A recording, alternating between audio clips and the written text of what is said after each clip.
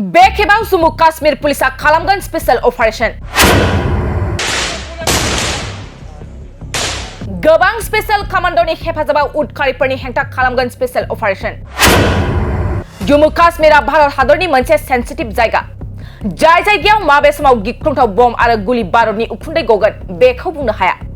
बेबादिनो गोबाव समनिफ्रायनो माब्लाबा जम्मू काश्मीराव फिसा भारतारि फायखि आरो दुथां उदखारिफोरनि गेजेराव दावहा सोलिनायखौ नुनो मोनो।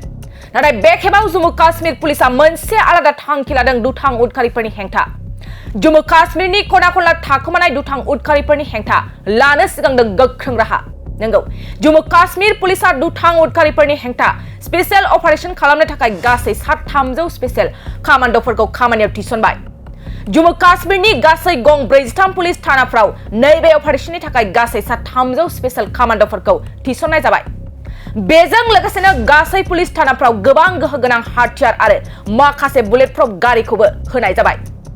जम्मू काश्मीरनि डीजीपी दिलबाग सिंह बिथाङा फोरमायनाय बादिब्ला खालामनो थांनाय नैबे स्पेशल अपारेशना जम्मू काश्मीरनि थागिबिफोरखौ दुथां उदखारिनिफ्राय रेहाय मोनहोनायाव मदद खालामगोन।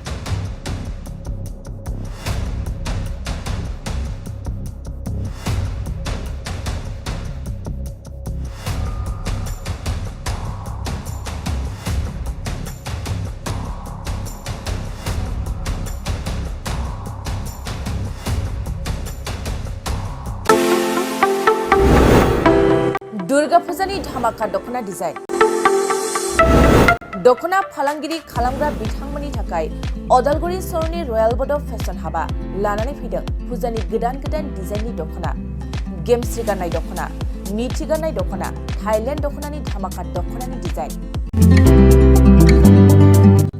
दखना फालांगिरिफोरनि थाखाय अदालगुरि रयेल बड' दखना गलायाव मोननो हागोन नोंथांमोना गेमस्रि गाननाय दखना, मिथि गाननाय दखना, सिखिरि दखना, आर'नाइ दखना आरो थाइलेण्ड दखनाखौ हलसेल रेटआव। बर'नि हारिमुआरि गाननाय जोमनायफोरखौ दखना फालांगिरिफोरनि थाखाय बयनिख्रुइबो खमसिन बेसेनाव मोननो हागोन अदालगुरिनि रयेल बड' फेशन हाबाव बायदि रोखोमनि दखना।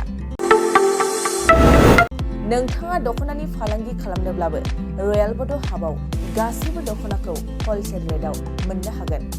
खम बेसेनावनो लांनानै फालांगिबो खालामनो हागोन। रयेल बड' गलायाव थांनाय फैनायनिबो जेबो उसुबिदा गैया। रयेल बड' हाब दखना गलानि थंआनो जाबाय अदालगुरि रेल स्टेशननि साखाथियावनो।